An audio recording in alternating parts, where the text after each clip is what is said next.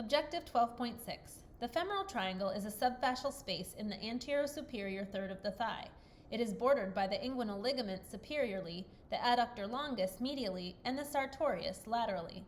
The floor of the triangle is the iliopsoas laterally and the pectineus medially.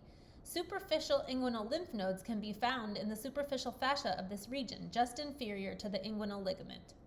Contained within the femoral triangle are, from lateral to medial, the femoral nerve, femoral artery, femoral vein, empty space, and deep inguinal lymph nodes. The femoral sheath, which is formed of the transversalis fascia and iliopsoas fascia from the abdomen, is a funnel-shaped tube that passes deep to the inguinal ligament. It is divided into three compartments: the lateral compartment for the femoral artery, the intermediate compartment for the femoral vein, and the medial compartment, also known as the femoral canal. The femoral canal contains deep lymph vessels and nodes that run parallel to the femoral vein. The base of the femoral canal is the femoral ring, a small 1 centimeter in diameter opening at its abdominal end.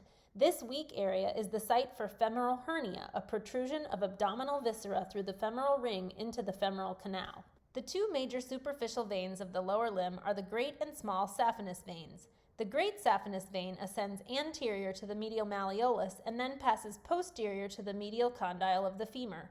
It then traverses to the saphenous opening of the fascia lata and empties into the femoral vein.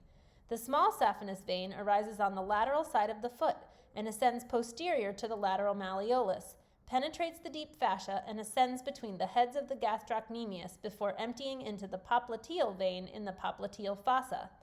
Perforating veins penetrate the deep fascia as they pass between the superficial and deep veins. Deep veins in the lower limb accompany the major arteries. The deep veins are usually paired, frequently interconnecting accompanying veins or vena comitantes that flank the arteries. The lower limb has superficial and deep lymphatic vessels. The superficial vessels accompany the saphenous veins. Those accompanying the small saphenous vein enter the popliteal lymph nodes, while those accompanying the great saphenous vein end in the superficial inguinal lymph nodes. The deep lymphatic vessels of the leg accompany deep veins and enter the popliteal lymph nodes.